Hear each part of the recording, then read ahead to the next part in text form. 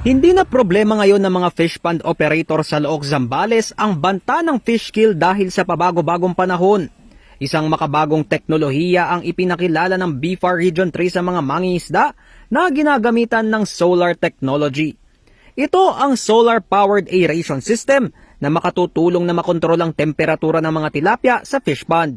Pinapanatili ng makina ang maayos na daloy ng oxygen sa fish pond at maiwasan ang pagbabago sa temperatura na nagiging sanhi ng fish kill. Paliwanag ni BFAR Central Luzon Director Wilfredo Cruz, mahalagang kontrolado ang temperatura sa pamamagitan ng aerator na lumilikha naman ng oxygen. Hindi problema ng mga mangingisda ang maintenance at konsumo ng kuryente dahil solar-powered ito. Sa nakagawi ang gamit ng water pump kasi ay malaki ang konsumo sa krudo o kaya sa gasolina. Maaaring patakbuhin ang solar aerator system sa loob ng 24 na oras. 24/7 umaandar po siya at para mabigyan niya ng tamang oxygen yung mga isda.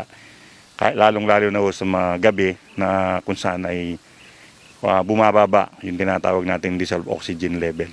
Sa mga maliit na fish pond kasi na gaya ng sa bayan ng Looc, mababa ang dissolved oxygen sa tubig dahil mababaw ang mga fish pond dito. Pag mababaw kasi hindi hirap yung isda, kaya nasa taas sila. Sa pamamagitan nitong Venturi system na aeration na to, ay makakatulong ng malaki sa pagdating sa fish kill. Pero makakatulong din po ito sa pag-break ng tinatawag nating thermocline dahil nasa malalim naman siya. Ito naman po yung nagiging sanhi pagdating sa pagtaas ng temperature ng ating mga palaisdaan. Ani Cruz, mas makapagpaparami rin ng mga isda gamit ang teknolohiyang inaasahang magpapadoble sa ani ng mga mangingisda. Normally po kasi ang per square meter ng ating stocking density pagdating sa tilapia is 5 per square meter. This time ginawa po natin siyang 10. So ibig sabihin ang purpose po nito ay ma-maximize natin yung mga maliliit na area.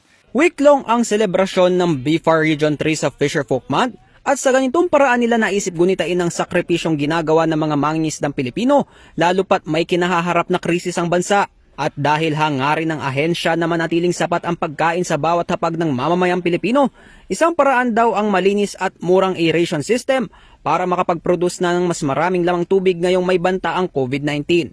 Central Luzon ang tinaguri ang tilapia capital ng bansa, kung saan nasa halos 50% ng supply nito ang nagmumula sa rehiyon.